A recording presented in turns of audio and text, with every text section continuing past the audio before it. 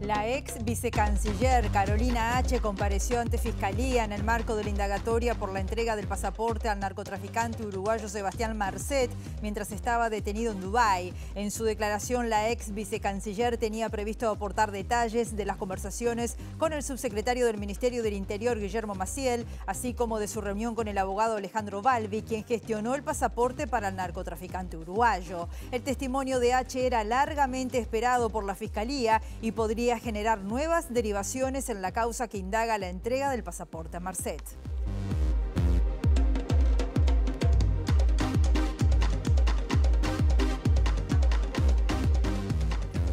¿Qué tal? ¿Cómo están? Bienvenidos, bienvenidas a MBD Noticias. Comenzamos con información con 14 grados a esta hora, en una jornada que va a seguir con el cielo nuboso, cubierto, con vientos soplando del sureste y este entre 20 y 40 kilómetros, con rachas de 50 kilómetros y una máxima anunciada de 18 grados. Ya, antes que nada, vamos a estar convocando a nuestros periodistas que están a esta hora en Fiscalía. Adelante.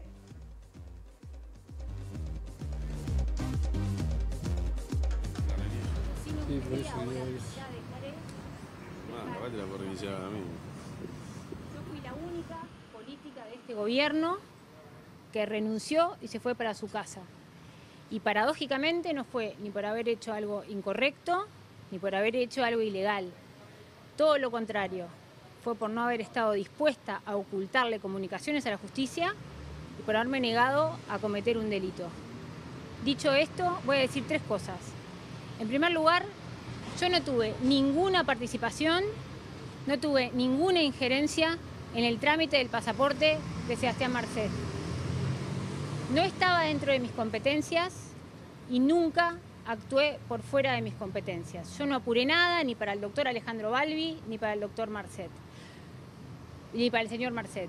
Lo que sí hice fue avisar a la Dirección de Asuntos Consulares de la Cancillería, que es la que se encarga del trámite, que se trataba de alguien peligroso, cuando el subsecretario Maciel me lo comunica a mí. Esa dirección depende de Bustillo y yo lo que me doy cuenta después es de que todos ya sabían de quién se trataba mucho antes que yo.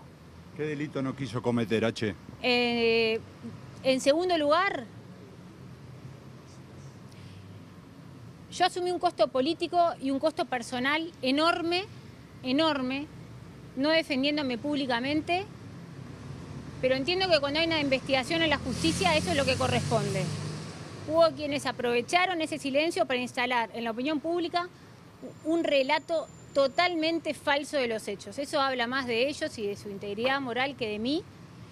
Y me estoy refiriendo especialmente a los que, sabiendo perfectamente cómo habían sido las cosas, a los que, sabiendo perfectamente cómo había sido mi accionar, me culpabilizaron en la opinión pública midiéndome la ética. Para terminar, yo termino renunciando por hacer lo correcto, pero para mí la dignidad está por arriba de cualquier cargo. Yo no tengo absolutamente nada para esconder. Yo creo profundamente en la justicia de mi país y quiero que se llegue al fondo de todo. Muchas gracias. No voy a hacer más declaraciones. Si quieren, el doctor Díaz puede responder. Díaz, ¿está legalmente, es decir, legalmente fue bien otorgado el pasaporte al narcotraficante Marcet? Bueno, en primer lugar es lo que, en mi opinión, desde el punto de vista jurídico, se siguió con el procedimiento legalmente establecido. Si hay algún tipo de irregularidad, será el fiscal primero y un juez después el que lo determine si hay algún tipo de delito. Analizando el trámite del pasaporte, uno se puede hacer algunas preguntas, pero jurídicamente es apegado a derecho. ¿Quién le pidió a H ocultar comunicaciones? Bueno, eso fue declarado en el día de hoy. La subsecretaria hizo una declaración muy extensa, detallada y documentada en diferentes soportes respecto de los hechos ocurridos con posterioridad a la emisión del pasaporte. Todo eso obviamente forma parte de una investigación administrativa, pero está en la declaración que ella brindó porque no solamente está su declaración, sino que además, vuelvo a repetir, aportó documentación, audios y mensajes de sistemas de mensajería, en lo cual aclara específicamente de cuál fue el motivo. En primer lugar, queda claro que ella no quiso ocultar absolutamente nada y que si hoy hay cosas que se saben fue por su terquedad en agregar la documentación que la justicia le estaba pidiendo. Y en segundo lugar, queda claro de quiénes fueron los que pretendieron ocultarlo. Eso está en el marco de la investigación y bueno, será el fiscal el que determine el trámite a seguir. Ahora, ¿se enteró la peligrosidad de Marcet cuándo quedó determinada? ¿La qué, perdón? La peligrosidad de Marcet, ¿cuándo quedó determinada? ¿Antes de que se le entregara el pasaporte o después? Mire, la doctora H recibió 2 mensajes. Un primer mensaje, primero determinar la peligrosidad para quién, porque para el Ministerio del Interior parece ser que era claro desde el principio que el señor Marcet era peligroso. Sin embargo, nunca hubo una comunicación oficial de parte del Ministerio del Interior a la Cancillería, no hubo un expediente, no hubo un oficio, no hubo una comunicación a través de la Secretaría Nacional de Inteligencia, por ejemplo, porque la Cancillería tenía o tiene un enlace de inteligencia, que en ese momento era el embajador Fernando López Fabregat, que además de ser el enlace de inteligencia era el jefe de gabinete del ministro Bustillo y era quien manejaba todos esos temas. Nunca se utilizaron las vías formales que corresponden para informar de una determinada situación. Bien, estábamos viendo allí al abogado Jorge Díaz, abogado de la subsecretaria, ex subsecretaria de Cancillería. Estamos hablando de Carolina H. ante la comparecencia hoy en esta jornada en Fiscalía por el caso de la entrega de pasaporte a Marcet, deslindando absoluta responsabilidad de lo sucedido. Vamos a tener obviamente esta noticia desarrollada y ampliada como merece en nuestra edición central, o volveremos con Federico, nuestro periodista que está allí. Ahora vamos a desarrollar los títulos como lo hacemos habitualmente.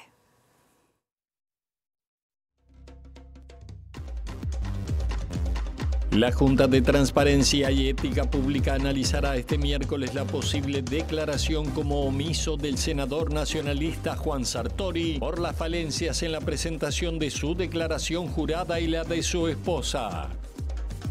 La Asociación de Fiscales del Uruguay expresó su total apoyo a todo el equipo fiscal liderado por Alicia Gione. El presidente del gremio, William Rosa, dijo que poner en tela de juicio el trabajo de la Fiscalía genera descreimiento en el sistema de justicia.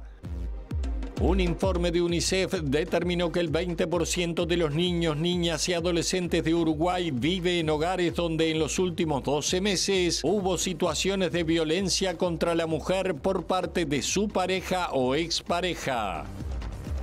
El diputado Rodrigo Goñi planteará llamar a sala al fiscal de corte Juan Gómez por las filtraciones de información sobre investigaciones que tramita la Fiscalía. El Frente Amplio criticó la iniciativa y se entiende que es parte de una campaña de desprestigio contra la Fiscalía.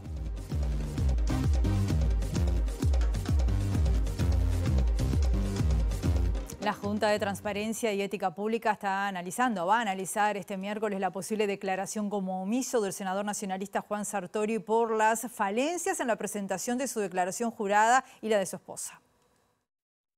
Semanas atrás, la JUTEP intimó al senador nacionalista Juan Sartori a presentar los últimos balances de sus empresas, así como la declaración jurada de su esposa, Ekaterina Rybuikova, hija de un magnate ruso y propietaria de una gran fortuna. En este marco, el legislador aseguró que su declaración jurada está completa y rechazó presentar la documentación de su esposa. Entre sus argumentos, Sartori dijo que desconoce el patrimonio de su esposa, ya que contrajo matrimonio con la persona y no con su patrimonio, y aseguró no tener acceso al mismo. Por ende, no estoy en condiciones de informar en la medida que mi cónyuge no tiene disposición de dar a conocer la situación patrimonial de su familia, afirmó el legislador. Sin embargo, la JUTEP le pidió que justifique un incremento patrimonial de $39 millones registrado entre 2020 y 2022. Según había informado Búsqueda, entre las empresas no declaradas y que están dentro del holding se encuentra Biomil Min Labs Inc., dedicada a la elaboración de medicamentos. Sartori argumenta que las empresas que no ha declarado están dentro de un holding al que sí declaró. Fuentes de este organismo informaron a MBD Noticias que hasta ayer la situación se mantenía incambiada, ya que el legislador nacionalista no había presentado ninguna de las declaraciones correspondientes. En la nota presentada ante la JUTEP, el senador Sartori aseguró que presentó la declaración jurada de bienes e ingresos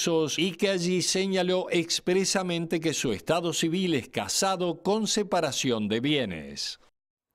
La Asociación de Fiscales del Uruguay expresó su total apoyo a las colegas Alicia Ghione, María José Brisco, Mariana Bentancor y Fluvia Fabretto, integrantes de la Fiscalía de Delitos Sexuales de Sexto Turno, por el trabajo realizado en el caso Penades y además sus derivaciones.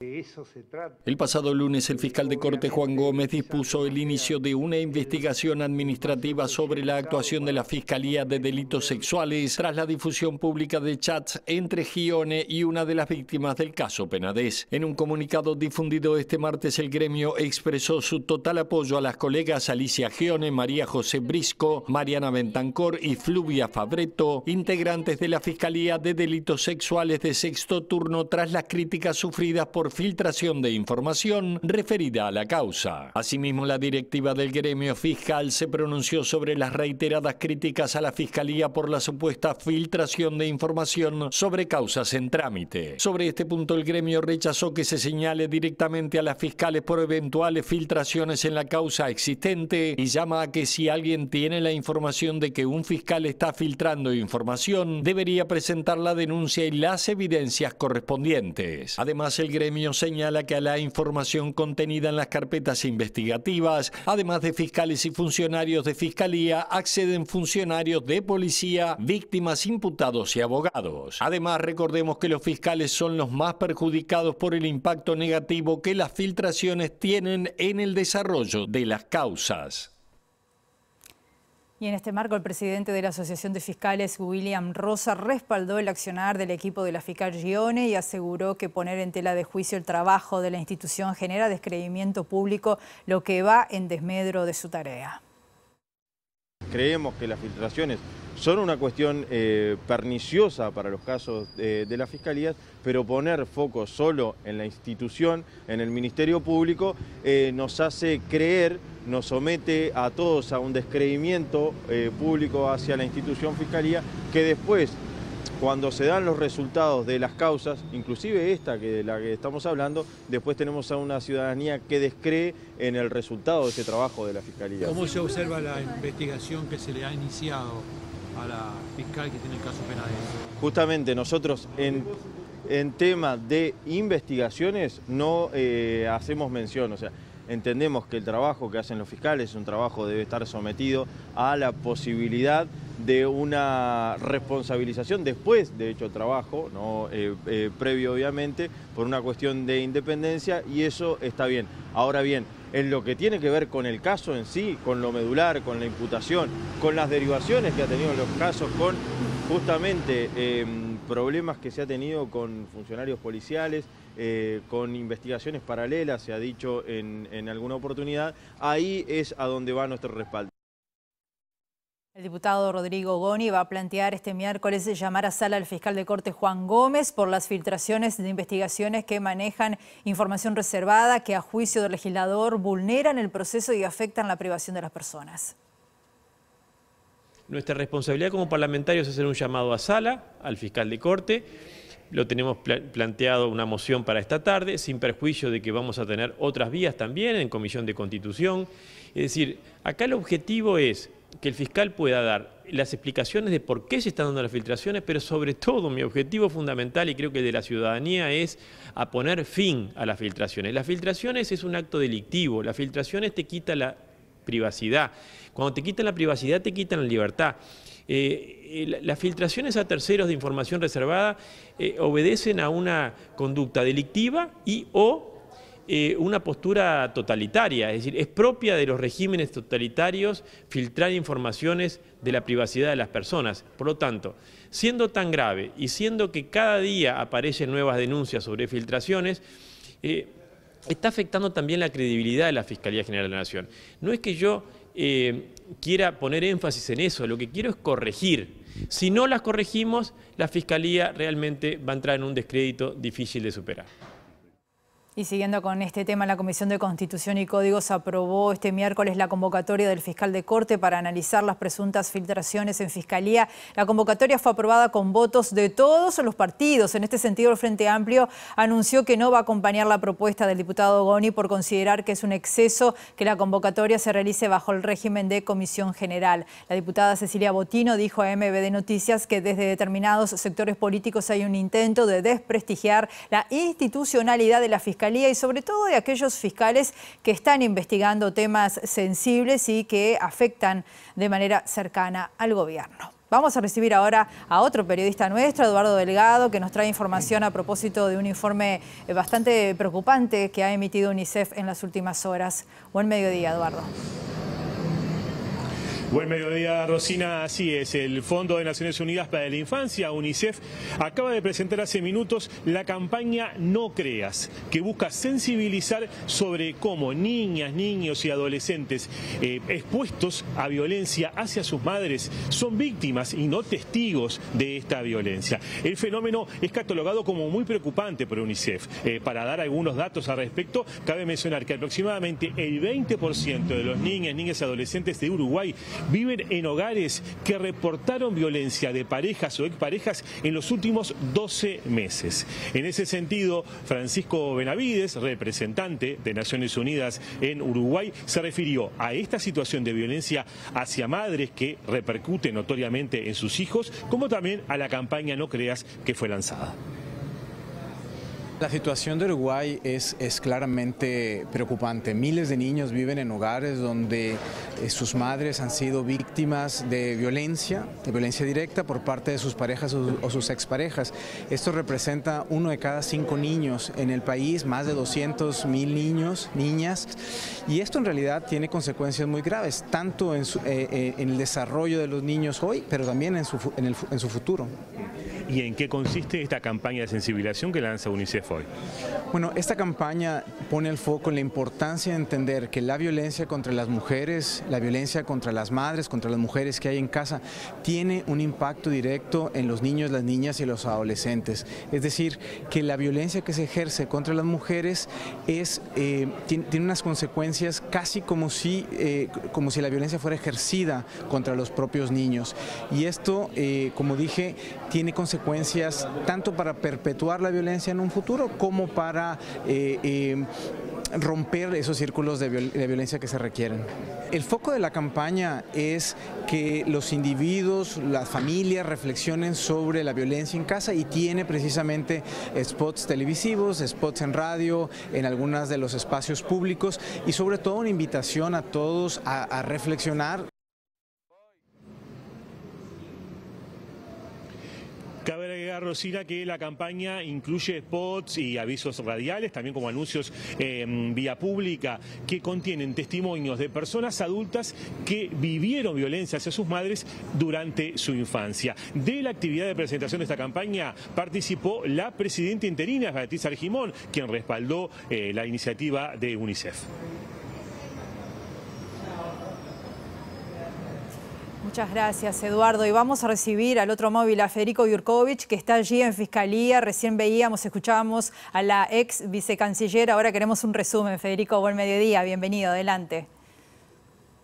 Así es, Rosina, en Cerrito 431, aquí en la Ciudad Vieja, sede de la Fiscalía y podríamos decir sede del debate político de los últimos meses. Empezaba el informativo justo cuando salía de declarar durante casi 2 horas y media, Rosina, la ex subsecretaria Carolina H. Recordemos que venimos de una seguidilla de declaraciones. Había sido primero el lunes el subsecretario del Ministerio del Interior, Guillermo Maciel.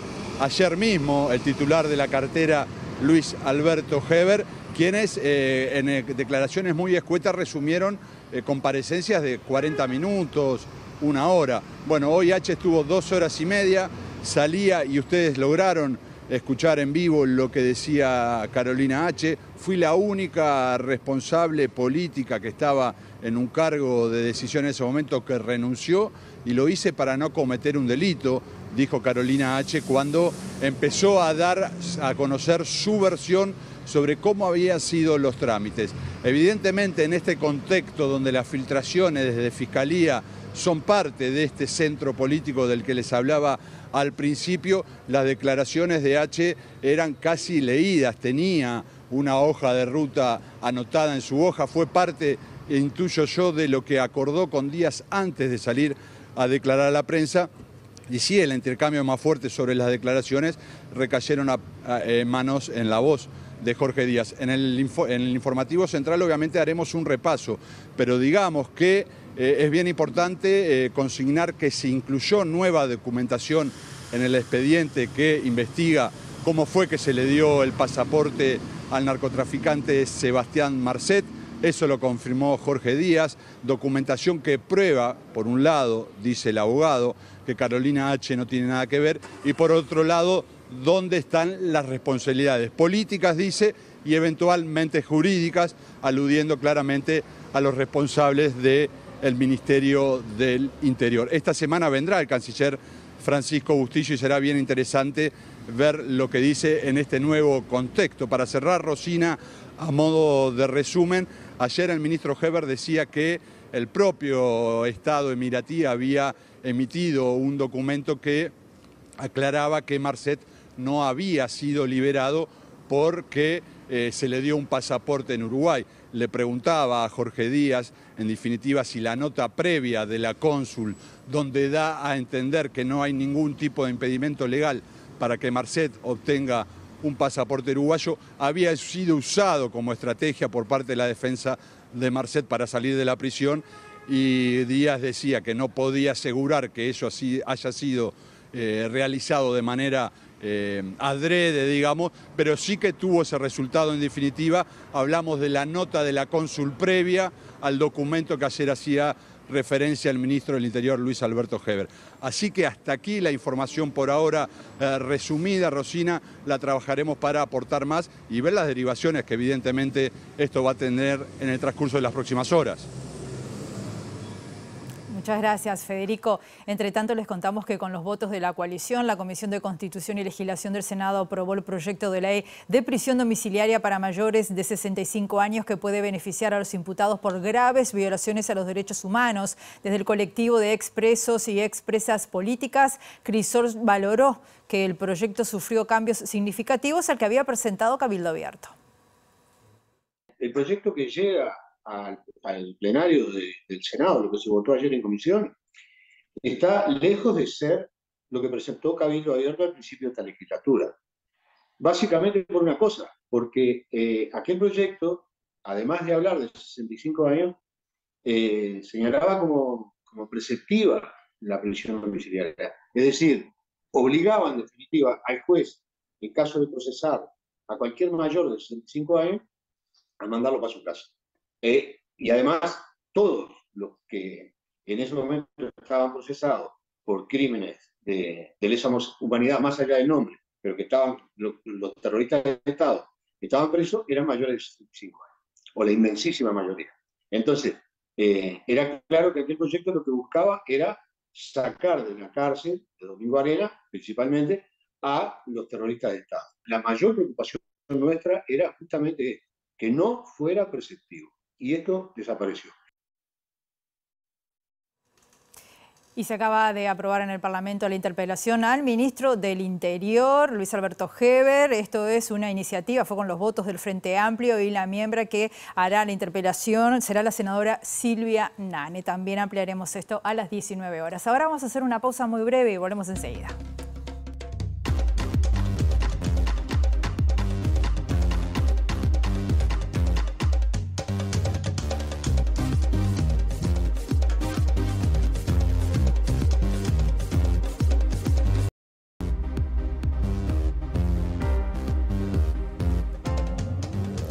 Bloque de MB de Noticias. Continuamos con la información con 14 grados a esta hora aquí en Montevideo. Y en el ámbito internacional, en Argentina, un grupo de legisladores nacionales y provinciales de La Libertad Avanza abandonaron el partido por discrepar con la alianza de su líder Javier Milei con los dirigentes del PRO, Patricia Bullrich y Mauricio Macri, ahora de cara al balotaje.